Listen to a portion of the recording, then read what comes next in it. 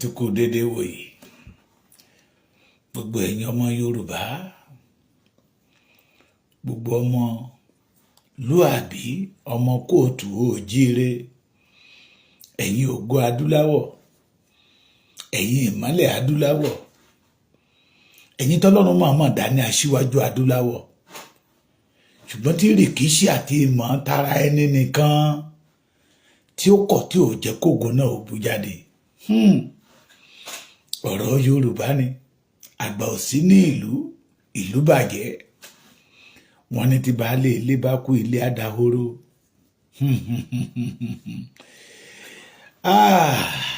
Yorùbá èmi gbàgbọ́ pé kìí ṣe bí adániwáyé ṣe dá wa rèé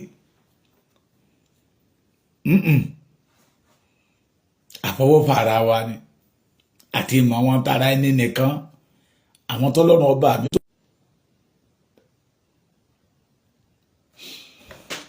àtàwọn tọ́lọ́run ọba mi tò sí ipò olórí tán dé ipò olórí tán tó jẹ́ pé ìlú bámúbámú làwọn yóò àwọn ò mọ̀ pé bí pọmọ ẹnìkan ọ̀kan àwọn tí Yorùbá bá nínú ìhòhò tí Yorùbá daṣọ bò wọ́n tán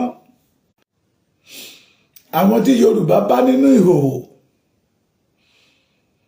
tí Yorùbá daṣọ bò wọ́n tán tí Yorùbá sọ wọ́n dóge tó jẹ́ pé Yorùbá tó sọ wọ́n dóge tán náà wà ìṣubú Yorùbá ẹnikẹ́ni tó bá fi ibi sí olóore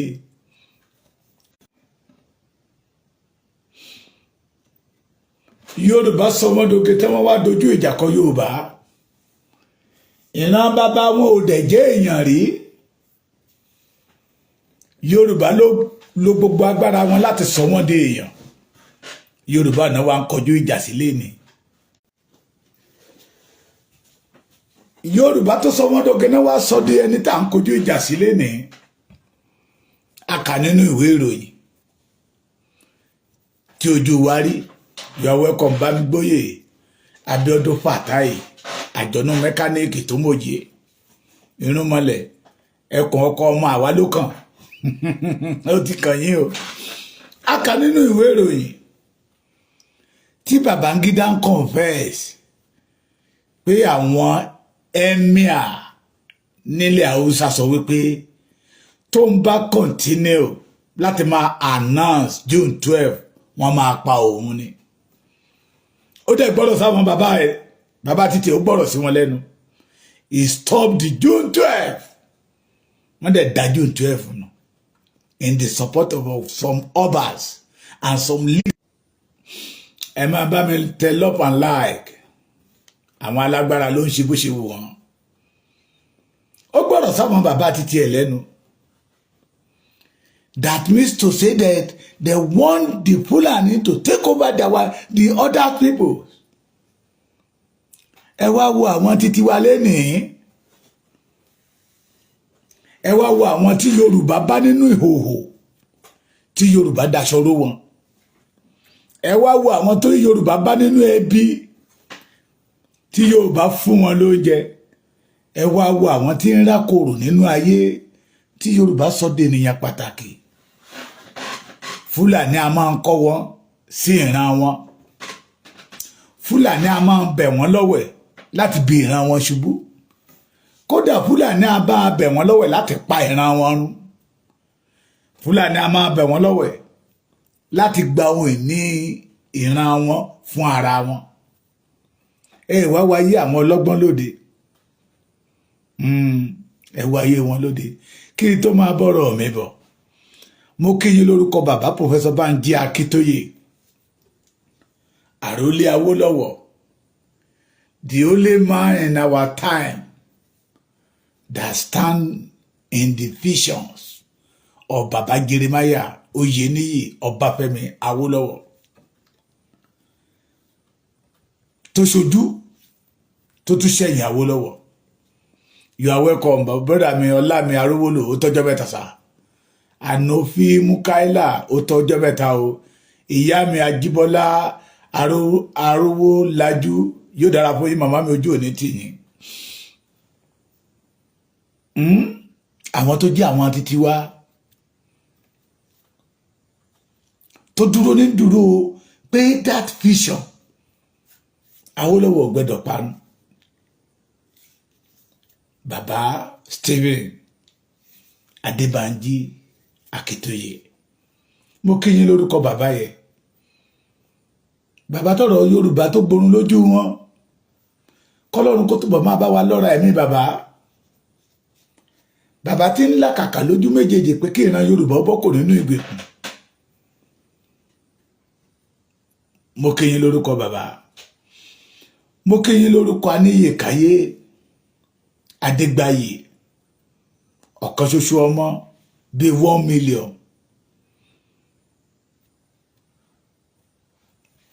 Aníyèkáyé general di akéwèjì of our time, Ìbáṣọ̀run gbogbo ilẹ̀ Yorùbá, ààrẹ akọni Oòduà, ààrẹ bàbá rẹ̀. Mo kí yín lórúkọ olóyè ṣe Sunday ọmọ Adéyẹmọ Ìgbòho Òòṣà, gbogbo ẹ̀yin tẹ́ fẹ́ràn ìran Yorùbá, tẹ́ ń làkàkà kí ìran Yorùbá ó túnmọ̀ wọnú oko ẹrú ẹ̀kejì, tẹ́ ń làkàkà pé ìran Yorùbá gbọ́dọ̀ bọ́ kó nínú ìgbèkùn, tẹ́ ń làkàkà pé orúkọ burúkú tán lẹ̀ mọ́ wa lára tí ń jẹ́ Nàìjíríà pa gbọ́dọ̀ ṣí kúrò lára wa.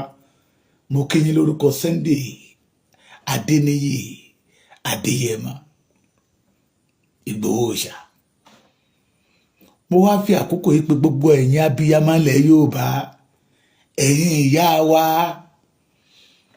abiyamọ yìí gbọ́gbé ọmọ ẹ̀ kó mọ́ ta tí wéré, ẹ̀yin ìyá wa arúgbó aṣọ mọ́ balẹ̀ bó ṣe máa ń pè yín. Not all of you be àjẹ́, tó bá tẹ̀tẹ̀ jẹ́ pé lóòótọ́ àjẹ́ ni yín, àkókò yìí la gbọ́dọ̀ rí agbára yẹ, torí pé ìran Yorùbá, ọkọ̀ Yorùbá màrè lójú agbami. Ẹ wá bá wa dá sí tí àwọn bàbá ẹ̀ bá fail, they fail the Yorùbás wobbly. Ìtara abiyamọ dà lára yín, ẹ̀yin ìyá wa. Abiyamọ tí ń jó láìsí ìlú lọ́gànjọ́ òru, ẹ̀yin ìyá wa ni. Abiyamọ tó jẹ́ pé tọ́mọ ò bá jẹ ìyá ò ní jẹ, ẹ̀yin ìyá wa ni. A ní kàkà kọ́mọ mi ọmọ jẹun, máa yà lọ́gbàwìn, ẹ̀yin ni. Ẹ mọ làálàá yín lórí ọmọ. Bọ́dà mi Awẹ́ Ayọ̀díméjì, yóò dára fún yín, lára àwọn ògo ìdílé wa nìyẹn, ẹni rẹ̀ dànù.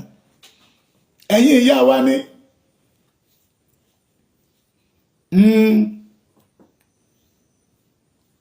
Gbogbo ọ̀nà lẹ́tí fi jìyà lórí ọmọ.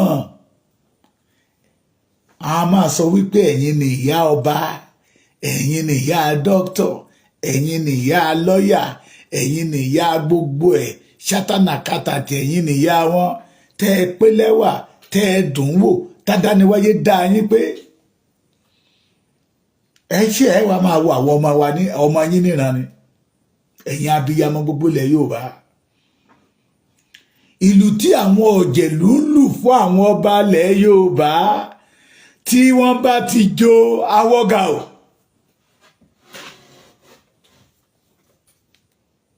Ìlú tí àwọn ọ̀jẹ̀lú ilẹ̀ Yorùbá, started from Bola Ahmed Tinubu, Ọ̀pẹ́yẹmí Bámidélé, ẹ mọ̀ wọn, all the governors in Yorùbá land, ìlú tán ń lù lọ́wọ́lọ́wọ́, because they know that they are under the slave of Fulanis. They want to pack the Yoruba again to enter another slave.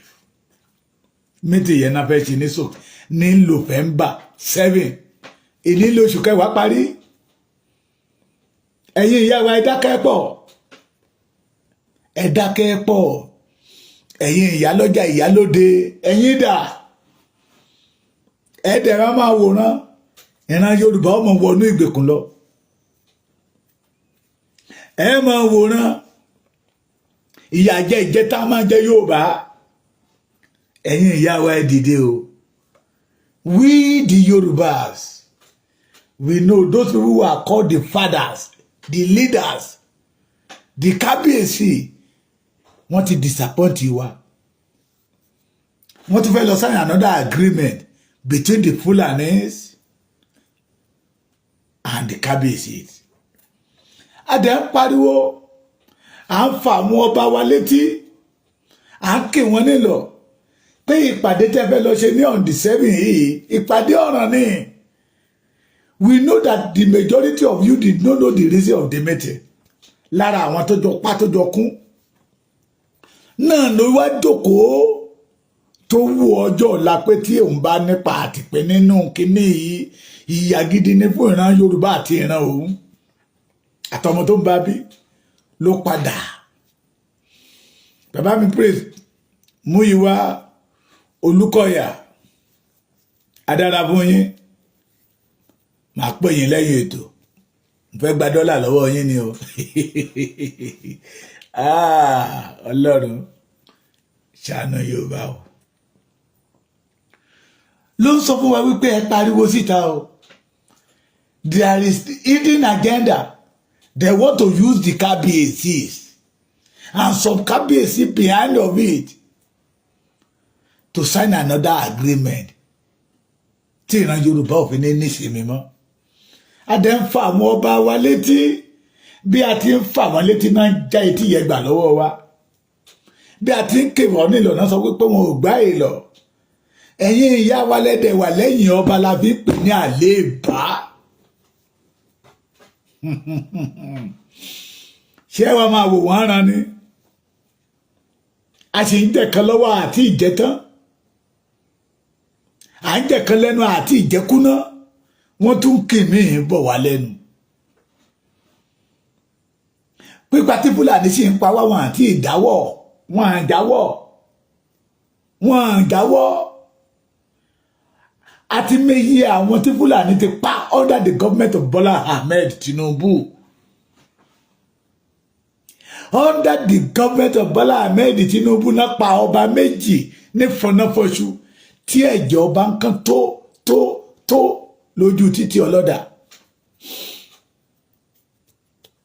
síbẹ̀síbẹ̀ wọ́n tún fẹ́ sáyìn àjọṣepapọ̀ pẹ̀lú Fúlàní it showed that the way tí àwọn Fúlàní fi ń pa àwọn ọmọ Yorùbá ó dùn máwọn ọlọ́jẹ̀lú wa nínú ẹ má pè wọ́n lọ́lọ́jẹ̀lú mọ́ kí náà fi ń ṣèlú kí náà ṣe sí ìlú tí inú yín ń dùn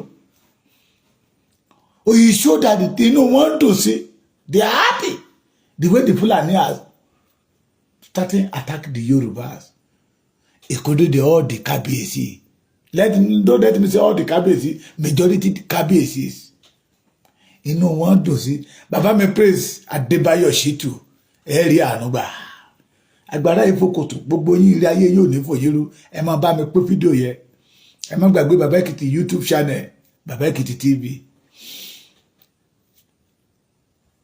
inú wọn dùn sí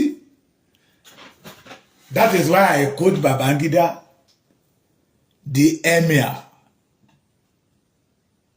call him and say if you continue announce the election they will kill you gbogbo ọ̀pọ̀lọpọ̀ gbogbo yín lẹ ti gbọ́ Babangida ò tí kú but our own politicians they are afraid they not they dance to the tone of the Fulani against the Yoruba race mítì yẹn náà tó fẹ́ lọ ṣe o nílò November 7 ẹ̀yin ìyá wa Abiyamo èní lóṣù kẹwàá parí ẹ ti dákẹ́ jù ẹ̀yin ìyá wa ẹ kìlọ̀ fáwọn ọba ilẹ̀ Yorùbá àgàgà Ọọ̀ni of Ifẹ̀ tó wọṣọ funfun tí ó mọ̀ páṣọ funfun lòún wọ̀ pé epo náà fẹ́ ta sí aṣọ àlà o Ọọ̀ni Ifẹ̀ tí ó mọ̀ pé adìyẹ funfun lòún tí ò fẹ́ mọ́ra rẹ̀ lágbà lóòótọ́ ló fi ọmọ kékeré joyè ló dúró lórípò àgbà the #1 citizens in Yorùbá land ni mo fi sọ láàárọ̀ pé ẹ̀yin àgbààgbà tẹ́ ẹ yí ọ̀jájáká you should advise this man kó mọ ipò tó ń wà kó mọ̀ bọ́n ṣe ń lo ipò kó mọ̀ wípé òun ti wà lórí ipò tí wọ́n ń pè ní #1 citizen in Yorùbá land. Ká má tó lọ tàwa fún oko Fúlàní again. They want to use them to sign another amalgamation. And we are saying no. Ìkejì, àwọn wo ló wà behind of this program, the meeting. Àwọn dọ̀gẹ̀dẹ̀dúná àríjẹnímọ̀dàrú that they don't want to use the Yorùbá race láti wá ojúrere lọ́dọ̀ Tinubu. Wọ́n ṣe nígbà ayé Jonathan, wọ́n ṣe bẹ́ẹ̀ nígbà ayé Ọbásanjọ́. They want to another ojúrere again. This time around wọ́n fẹ́ interest èèyàn kan, wọ́n fẹ́ kó borí interest the Yorùbás. And wọ́n wá àwọn tán máa lò tó máa fi ní pọ̀ntì, wọ́n wá rí pé àwọn ọba wa làwọn lè lò. Làwọn fi ń pariwo tó bá jẹ́ ìpàdé àlàáfíà lóòótọ́ àti lódodo náà fẹ́ ṣe, tó bá jẹ́ pé ìpàdé tí ó mú àlàáfíà wá sí ilẹ̀ Yorùbá náà fẹ́ ṣe, kò tọ́ sí Saidi Ẹlẹ́gùṣì, kò tọ́ sí palace Saidi Ẹlẹ́gùṣì. Even said that meeting kò tọ́ sí Èkó, kò tọ́ sí Lagos State, because the Saidi Ẹlẹ́gùṣì said that Lagos State is not among of Yoruba state. Gbogbo wa la gbọ́, lóòótọ́ a mọ̀ pé àwa la nílẹ̀. Lagos State belong to us. Láyé àwọn bàbá wa, ìtẹ́jọ́ di mímọ̀ fún wa bẹ́ẹ̀. But Saidi Ẹlẹ́gùṣì sọ wípé they are not a Yorubas. Ṣé orú ẹni yẹn ló yẹ kó wá pè meeting? Kọ́ ni ọ̀fífẹ́ wa tó wá wọ agbádá white àti àjàkálẹ̀ kó tó wá pàjàká white sí, kó wá mórí lé Èkó pé òun fẹ́ lọ ṣe ìpàdé àlàáfíà ìran Yorùbá. It is lie. Irọ́ ló wà lórí ẹ̀. Bóyá ẹ̀yin ìyá wa ẹ̀ mọ̀, bóyá ẹ̀dẹ̀ ń wò bí ọ̀rọ̀ yẹ kí ọ̀rọ̀ tí ò tó nǹkan ni, ó tó nǹkan, ó ju nǹkan lọ. Ntí ó kó Yorùbá sínú ìgbèkùn ẹlẹ́ẹ̀kejì rèé. La fi pe ẹ̀yin ìyá wa pé tí àwọn bàbá wa tá a rò pé ojúlówó ọmọ Awólọ́wọ̀ ni wọ́n, tó jẹ́ pé lẹ́tà la wá mọ̀ pé ojú wọn kò jọ ojú Awólọ́wọ̀ ni, Ẹ́jìnì Ṣàgàrí, Ẹ́jìnì Abacha, Ẹ́jìnì Babangida, Ẹ́jìnì Abdulsalam ní bẹ nínú wọn. Torí àwọn á dìde, wọ́n máa tako Yorùbá to favour the Fulanis. La fi wá ń pè yín ìyá wa pé báwọn bàbá wa bá tẹ̀ jẹ́ ọ̀dájú, ó lè. Táwọn bàbá wa bá tẹ̀ jẹ́ ọ̀dájú, akótiléta ọmọ. Táwọn bàbá wa bá tẹ̀ jẹ́ ọ̀dájú arúgún, ẹ̀yin ìyá wa ẹ̀ ní dájú àwọn ọmọ Yorùbá. La fi ń ké pè yín pé ẹ̀yin abiyamọ ilẹ̀ Yorùbá, ẹ dìde. Ẹ dìde.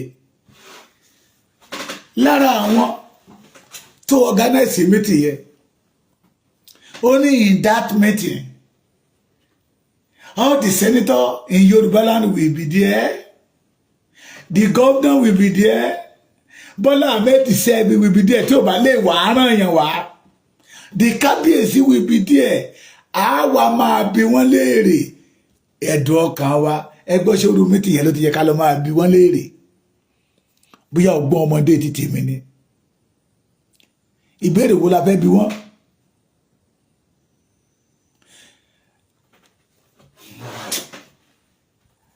Ayé ti kò níbi tẹ́ fi sí.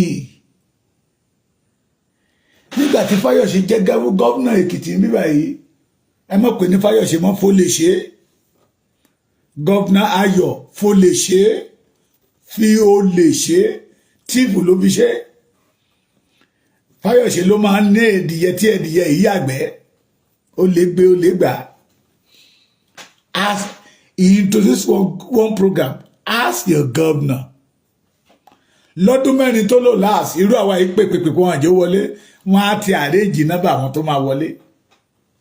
Alágbájá bá máa pè, pìrìsẹ́ńtà ẹ̀ wọ́n á ti kọ nọ́mbà fún, tí wọ́n ti rí nọ́mbà yìí òun ló máa gbé aláwọ̀ wọ́n á máa gọ́vùnà wa ó ṣoko mọ́lẹ̀mọ́lẹ̀ gọ́vùnà wa ọ̀rẹ́ mẹ̀kúnnù tẹ́lẹ̀ ọ̀pọ̀lọpọ̀ nínú wọn mọ̀kọ́ta mẹ̀kúnnù ni those people know that this man is enemy of mercy wọn à ní jẹ́ kí wọ́n wọlé ṣé àwọn tó ṣe program yẹn àwọn náà láti wá bá lórí níbi tó bá jókòó sí tí sẹ́nítọ̀ wà tí rẹ́pù wà ẹ mọ̀ pé ìpéjọpọ̀ àwọn amúrọ̀bà nìyẹn ìpéjọpọ̀ àwọn akótilétà ìpéjọpọ̀ àwọn arúgún àníbẹ̀ bá tàn wá àwa ní ká má tàn ra wa. In present Yoruba today we don't have a single olóṣèlú kankan all of them they are ọ̀jẹ̀lús ẹnikẹ́ni tó bá ti jẹ́ pé ìmọ̀ títí ẹ̀ ló fi ṣáájú tó gbàgbé ìmọ̀ Yorùbá ọ̀jẹ̀lú ni torí pé ìwà táwọn tòde òní wù tó bá jẹ́ pé orú ìwà bẹ́ẹ̀ làwọn bàbá wa ìgbàanì wù bí Jeremiah Oyèníyì Ọbáfẹ́mi Awólọ́wọ̀ wù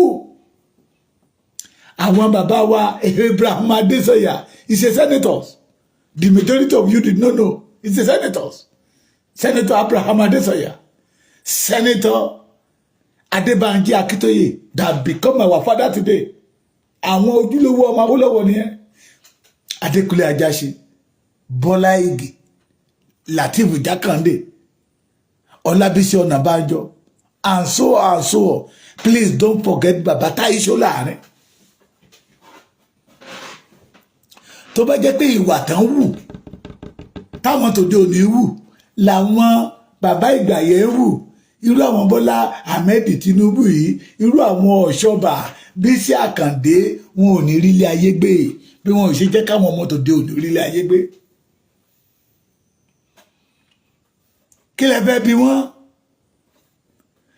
senators tán gba 14 million lóṣù tán ní kò tó wọn tán ti gbàgbé pé èèyàn kan ò rí 14 kọ́bọ̀ gbà wọ́n wá pè pàdé òṣì wọ́n wá pè pàdé àdánù wọ́n wá pè pàdé òfò wọ́n wá pè pàdé nákàtàkì mi ò tó wọlé kí ayé Yorùbá tún lè máa dàrú lójú wọn wọ́n wá ní àwọn ọba wa lóko ọ̀pọ̀lọpọ̀ ọba ló torí ojú kòkòrò tó ti sọ pé òun máa dé bẹ́ẹ̀ ni torí ó ti mọ̀ pé tó ń bá pẹ́sẹ̀tì ń bẹ̀ áìdá òun sọ̀rọ̀ òun ò sọ̀rọ̀ they see that envelope or alert tó fẹ́ gbà as part of national cake wọ́n gbàgbé àwọn tó ń joyè lé lórí wọ́n gbàgbé pé ìran Yorùbá ń bleed lọ́wọ́ wọ́n gbàgbé pé ìran Yorùbá we have inner bleeding lọ́wọ́ wọ́n gbàgbé pé àwọn Fúlàní ti dá egbò àdá àjínà sínú ayé Yorùbá láti ń pẹ̀yìn Abiyamo táwọn Ọ̀ṣọ́bà Olúṣẹ́gun Àrẹ̀mọ Olúṣẹ́gun Ọ̀ṣọ́bà táwọn Bísí Àkàndé Iyèọlá Omíṣọ̀rẹ́ Ọlágúnsóyè Òyìnlọ́lá Bọ̀dé George name them the majority who call themselves a politician in Yoruba land tán bá dájú wa ṣó yẹ kẹ́yìn ìyá wa náà kẹtùdá kẹ́kẹ́ tó máa wò wá ràn ẹ̀yin Abiyamo ayé ẹ gbà wá lọ́wọ́ àwọn ọba tá a fà létí tán gbé tí wọn lọ́wọ́ wa yìí pé don't go there orúkọ rere ó sàn ju wúrà àti fàdákà lọ ẹ̀yin kábíyèsí àwọn aráàlú tẹ́ jọba lé lórí wọ́n sọ wípé àwọn ò fẹ́ ìpàdé ọ̀ràn ẹgbọ́n náà níbi tọ́ba gidi bá wà the number one citizens of Yoruba land kábíyèsí tí ó yẹ kó ru Rashidi Amugbo kó pe meeting kó organizer of that meeting kí ọba ẹni ìtàn Adéyẹyè Ọ̀jájá wá kó aṣọ sọ́rùn kan tí wàá wọ white pé ibẹ̀ ló dà ibẹ̀ irú òde bẹ́ẹ̀ ló kàn wọ́n ẹ̀yin ìyá wa ẹ bá wa gba àwọn ọba yìí nímọ̀ràn wọ́n jọba nítorí ara wọn o wọ́n jọba nítorí àwọn aráàlú ni ènìyàn lédè ẹ̀ ń bẹ lẹ́yìn ọba la fi ń pè ní àléèbá lóòótọ́ lọ́ba ló ní ìlú a ò fẹ́ a situation táwọn aráàlú máa sọ wípé ọba tó jẹ yóò jọba sílé bàbá ẹ̀ ni tá bá sọ wípé majority ìlú tó wà ní ilẹ̀ Yorùbá pé ọba ló tẹ̀dó not all the ìlú tó wà ní ilẹ̀ Yorùbá o. bẹ́ẹ̀ dẹ̀rẹ́ òwe táwọn bàbá wa pa fún wa ni pé ọmọ onílẹ̀ àtẹ jẹ́jẹ́ ìran àjòjì àtẹ gìrìgìrì ni mo fi wọlé wípé àgbà òsì ní ìlú bàjẹ́ baálé ilé kú ilé dàhoro. The role of Obas in Yoruba land is to defend the town. But today, the majority of Oba we have in Yoruba land, they are not ready to defend their own town. No. They are ready to defend their own pocket to make money. But this is opportunity. I'm a cabbage of the. Àkàìmọye ìlú tá a dé tó jẹ́ pé àwọn ọba ló fún àwọn Fúlàní ní orí ọ̀fẹ́ láti máa wakùsà wa bó ṣe wù wọ́n. Ẹ̀yin ìyá wa ẹ dìde, gbogbo abiyamọ ayé àtàbíyamọ ọ̀run ẹ má mọ̀ sùn lórí ọ̀rọ̀ Yorùbá. November 7 meeting at Lagos. Dùgbẹ̀dùgbẹ̀ tó ń mì lókè ní ẹ má jẹ́ owó. Kì í ṣe ìpàdé àlàáfíà o, kì í ṣe ìpàdé àlàáfíà, ìpàdé burúkú ni tí ìran Yorùbá ò gbọdọ̀ gbàdúrà kó ṣẹlẹ̀. Those people called politicians, the majority of us know that they are wicked. Wọ́n burú, iṣẹ́ ọwọ́ wọn burú, wọn láàánú mẹ̀kúnnù. Wọ́n wá fẹ́ lo ọwọ́ wọn kábíyèsí wa. Ẹ má gbàgbé 1940 amalgamation tá a ṣe ń jẹ lẹ́nu tá a ti jẹ tán. Lóòótọ́ la mọ̀ pé ó ti expire. Ẹ má gbàgbé pé ọwọ́ àwọn ọba ilẹ̀ Yorùbá wà lára àwọn tó ló sáyìn ẹ̀. Ète yẹ làwọn olóṣèlú tún gbé déèké láti tún kíwọ́ àwọn ọba wa bọnú ṣọ̀ọ̀lọ̀. Mo sọ nínú ọ̀rọ̀ tí mo sọ lánàá àti ìjẹta. Those people say that they organized meeting because of the peace in Yoruba land. Pé ẹnu Yorùbá ò kò. Torí Yorùbá nìkan lẹ́nu wọn ò kò. Pé àwọn ọba wa ń jà. Torí ilẹ̀ Yorùbá nìkan lọ́ba ti ń jà bí. Ọgbọ́n àti kó wa wọnú ṣọ̀ọ̀lọ̀ ni. Ọgbọ́n àti kó wa wọnú kálọ́ àwọn ọ̀jẹ̀lú ni. Nígbà tá ń pọba lẹ́kìtì wọn á pe mítìn. Ìgbà tí ọ̀nà Ìbàdàn sí Èkó lọ́sọ̀ gangan tí Fúlàní ajáde síta tá ń dẹ̀ blọ́ọ̀kì ọ̀nà bó jẹ́ èèyàn mẹ́wàá ni wọ́n dẹ̀ kó wọn nugbó. Wọn á pe mítìn pé níbi tọ́rọ̀ Yorùbá dé yìí no a lè gbà kí Fúlàní a máa kidnap wa nínú. Wọn á pe mítìn. Ìgbà tán yọ àwọn ìgangan lẹ́nu tá bẹ́rí ọmọdé tá bẹ́rí àgbà bí ìgbà tí èèyàn bá bẹ́rí ajá tó gùn. These people call themselves lover of Yorubas. Èkódé Saidi Ẹlẹ́gùṣì Rashidi Ìtẹ́lú wọ́n á pe mítìn.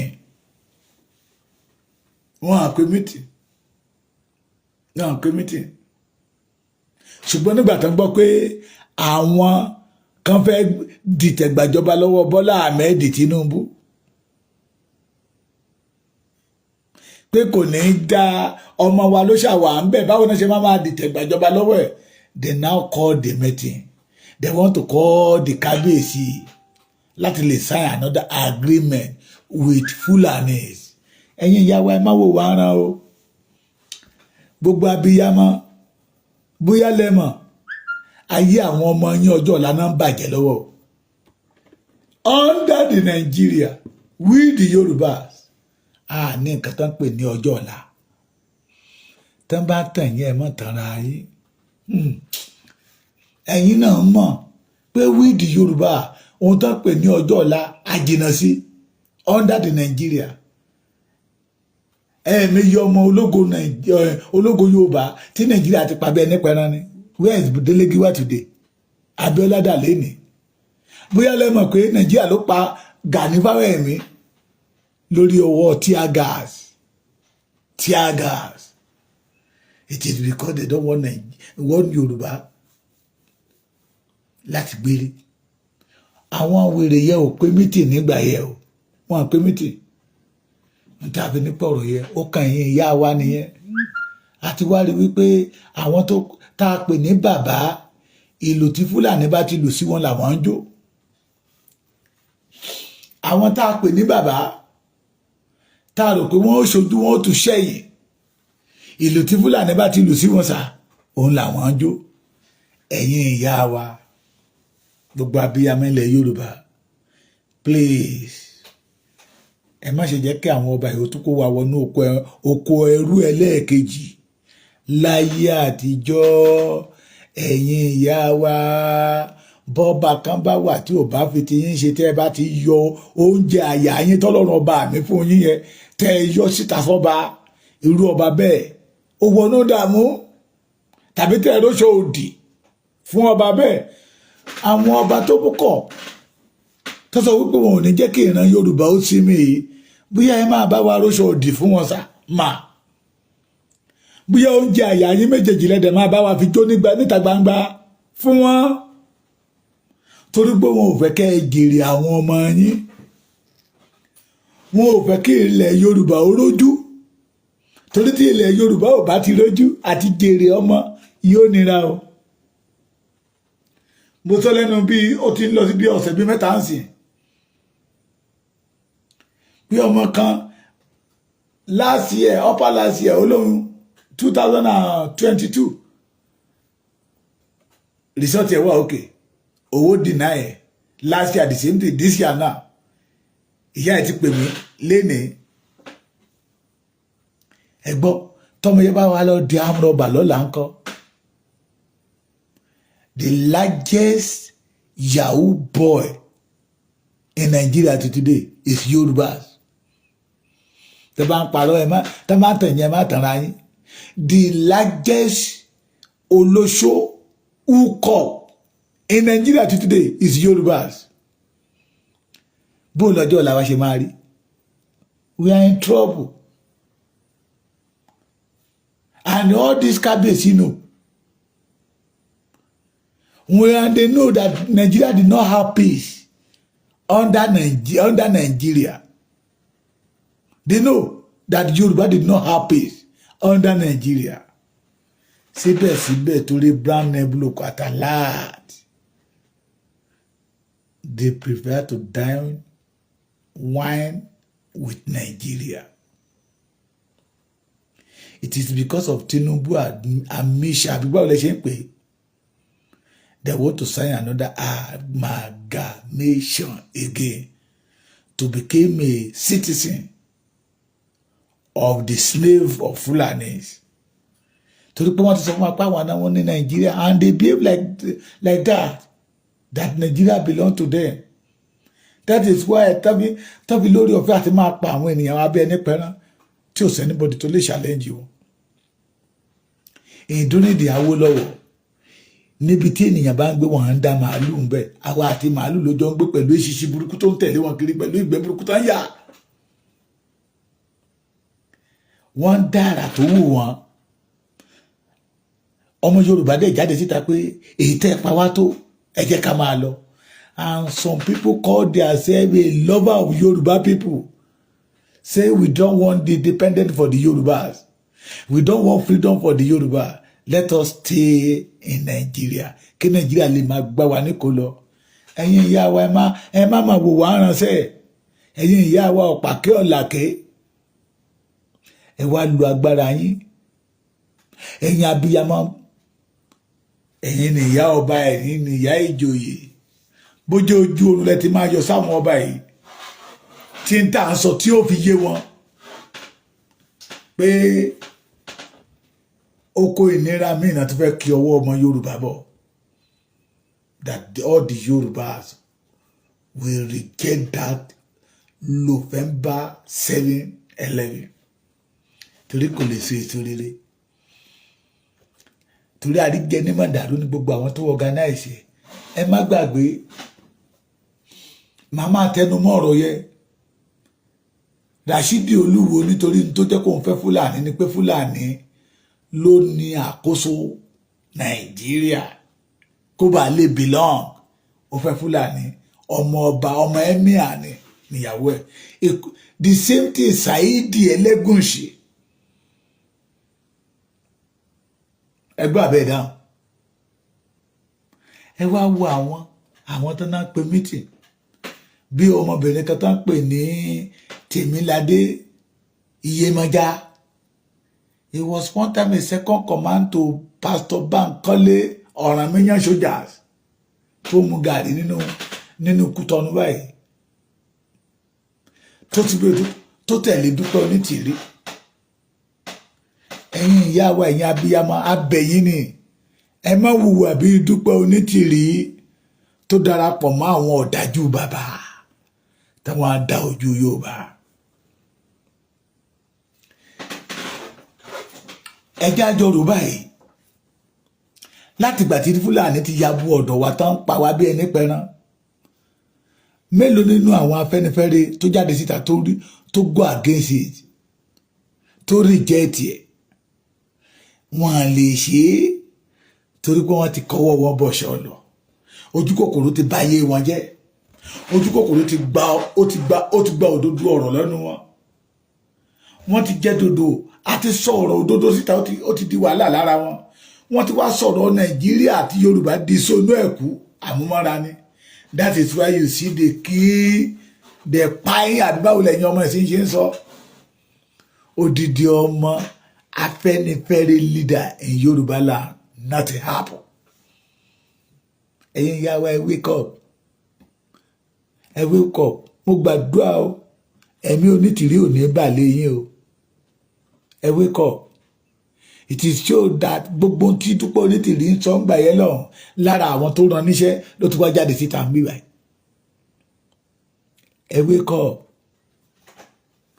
Ẹ má wùwà bí Dúpẹ́ Onítìrí tí ń kó ògo Yorùbá wọnú ẹ̀wọ̀n tí ń rán ògo Yorùbá níṣẹ́ dé tòrútorú.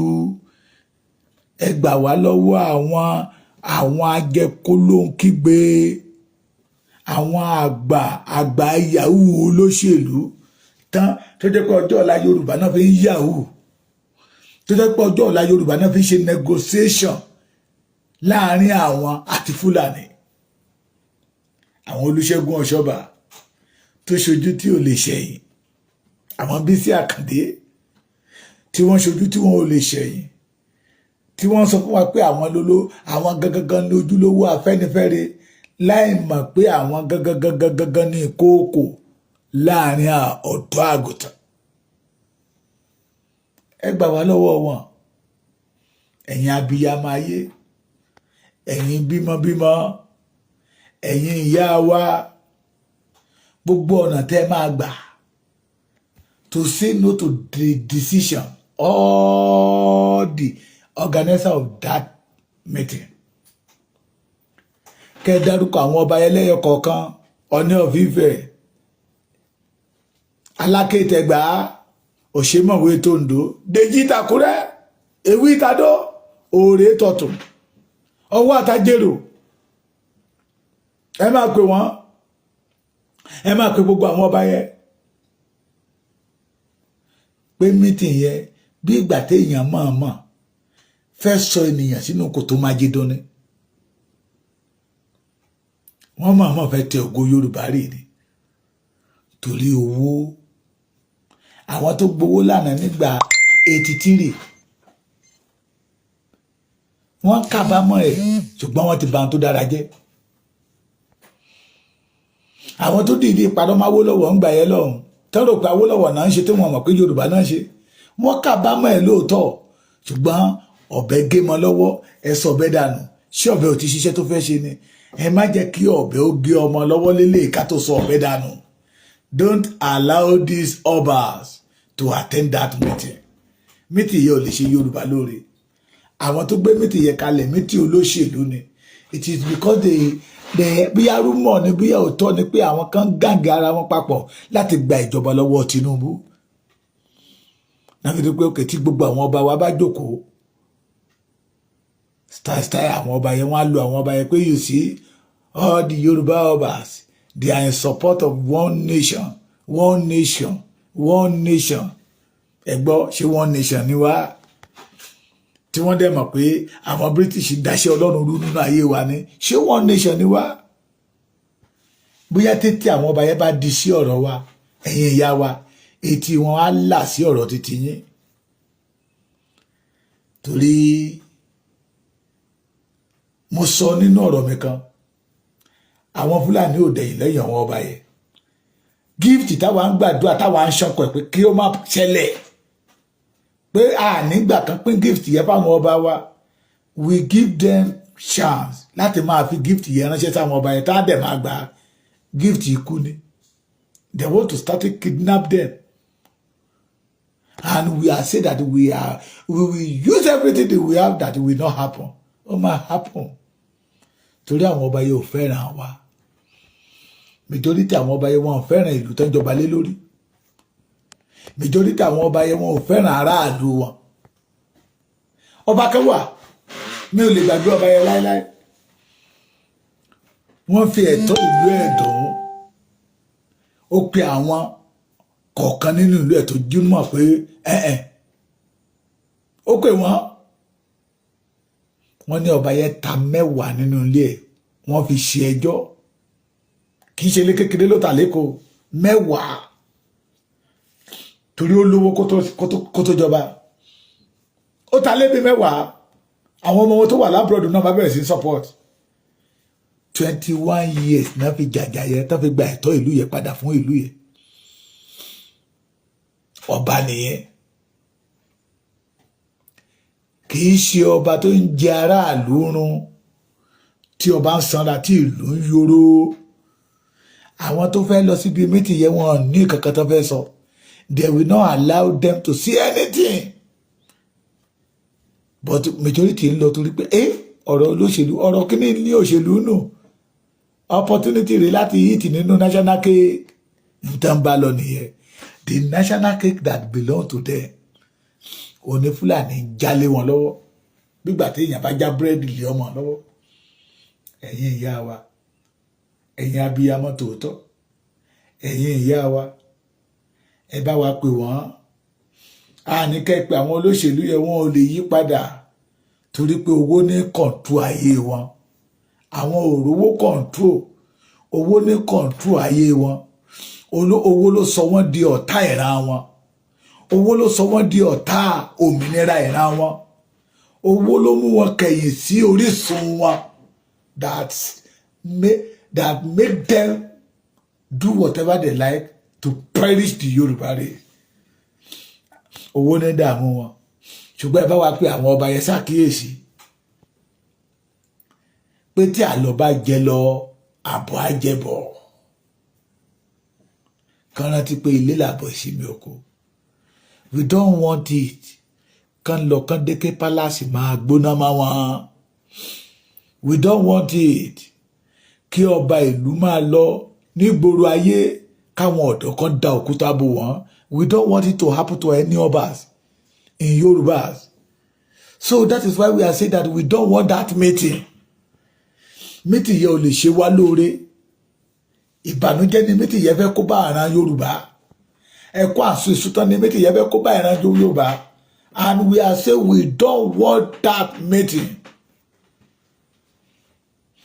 we don't want that meeting lóòótọ́ nílẹ̀ Yorùbá ọba ló ní ìlú but wọ́n ti ń gbé lọ sí ìkóríta that with the youth of that time we starting disgrace the cabbages láfi pé ẹ̀yin ìyá wa o ẹ gbà wá lọ́wọ́ àwọn ọba ilẹ̀ Yorùbá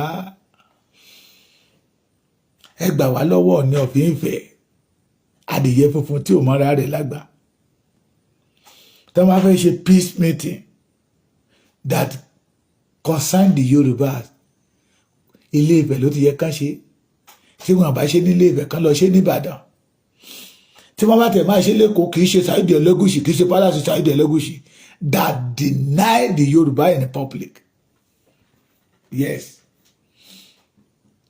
kì í ṣe Saheed Elegushi that is why I did not kò sí tí Sowore lè sọ that will make me love him He denied the Yoruba in public pé àwọn ò ṣe Yoruba.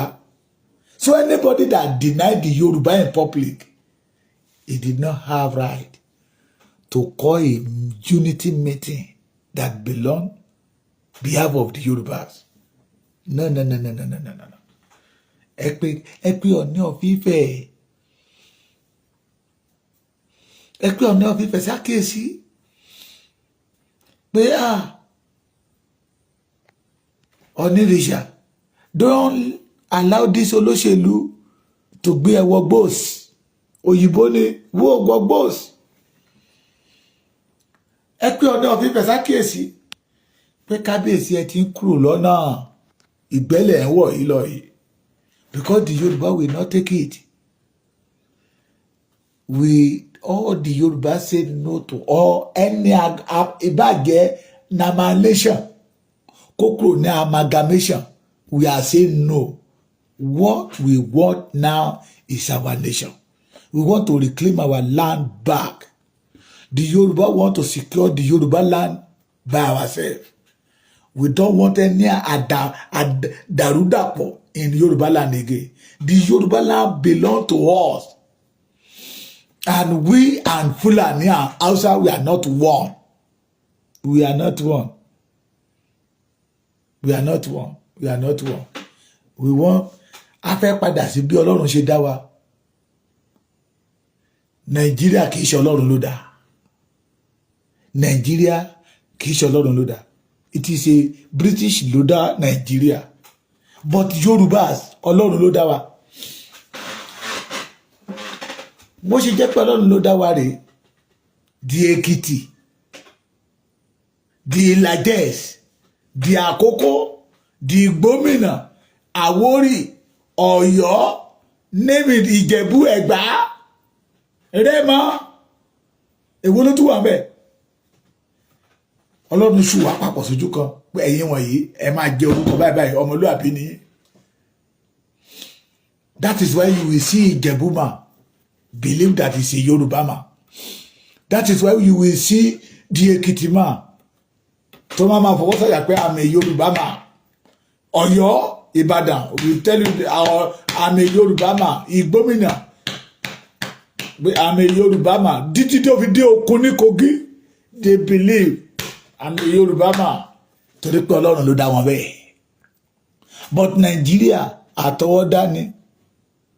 Àtọwọ́dá ni. Ìyá oníbejì àtọwọ́dá ni. British ló dá.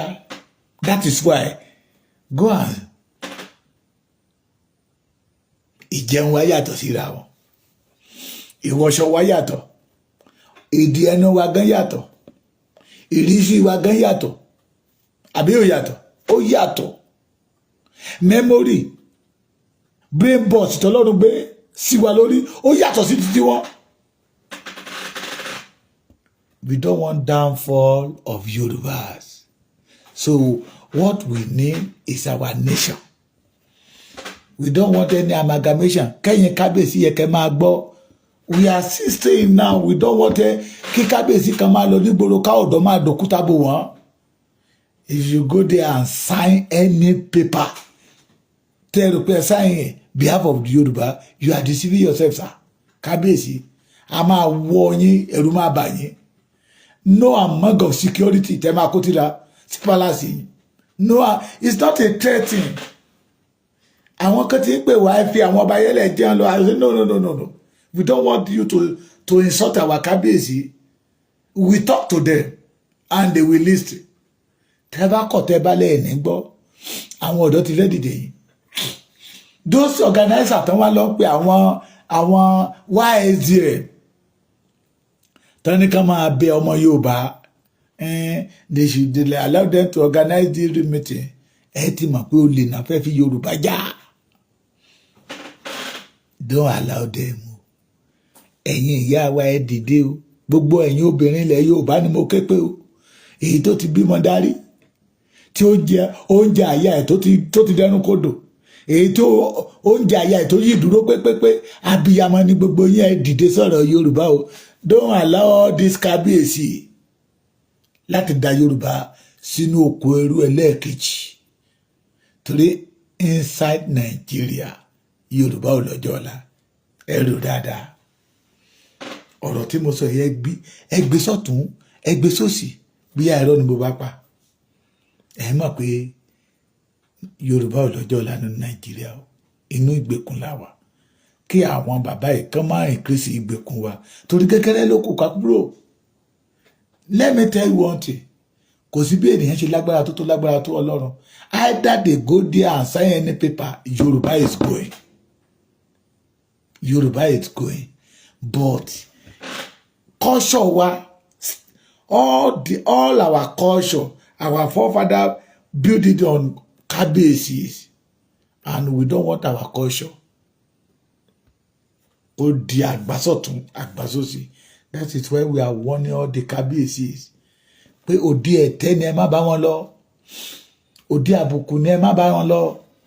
That November 7 wọ́n fẹ́ dágbẹ́dá agbẹ́dá àbùkù sí yín lọ́rùn ni wọ́n fẹ́ wọn adé ìjẹ̀gbọ̀n adé ẹ̀tẹ́ wọ́n fẹ́ kó bàtà ìjẹ̀gbọ̀n sí yín lẹ́sẹ̀ ni refuse. That is the way of olóṣèlú ló máa bá yé ènìyàn jẹ́ tá a mú tá a yọ tá a pàtì ẹ má jẹ́ káwọn olóṣèlú yìí ó sọ yín di ọ̀tá ìlú yín. Mo wí ti tèmi lálẹ́ yìí lágbára Ọlọ́run oṣù tuntun tá à ń wò tá a fẹ́ bọ́ sínú ẹ̀ lọ́la yìí ṣe àti bọ́ sínú àbá ṣe fẹ́ bọ́ sínú ẹ̀ ni àti bọ́ sínú ẹ̀ aago 11 ló ṣe fẹ́ lóhun bíbá yìí yóò dé bá wa láyọ̀ ṣùgbọ́n ẹ̀rọ rẹ̀ o think Yorùbá first àṣẹlú Fúlàní we need our nation. Ẹ ṣé gan ẹ má gbàgbé YouTube Bàbá Èkìtì TV lórí YouTube ẹ máa bá mi pàdé ńbẹ̀ ẹ máa bá mi wò ó yóò dára fún yín ẹ bá mi subscribe síbẹ̀ àánú máa sọ̀rọ̀ sínú ayé wa agbára yìí fòkòtò ilé ayé wa ò ní fò wá rú gbogbo ẹnikẹ́ni tó bá ti ní òmìnira Yorùbá ò ní dé Èdùmàrè máa fi wọ́n ṣe àtẹ̀gùn tá a máa fi wọ́n ṣe àtẹ̀gùn sínú ògo Yorùbá ni Yorùbá máa dìde orílẹ̀-èdè wa làwa fẹ́ Ọlọ́run tó ní ó tó àkókò fún ìran Yorùbá láti dìde tó jẹ́ àtìlẹ́yìn wa kò ní padà lẹ́yìn wa ẹ ní sunkún ẹ ní dààmú lórí ọmọ o ire ayé yín ò ní bọ́ sọnù lọ́wọ́ yín God bless you.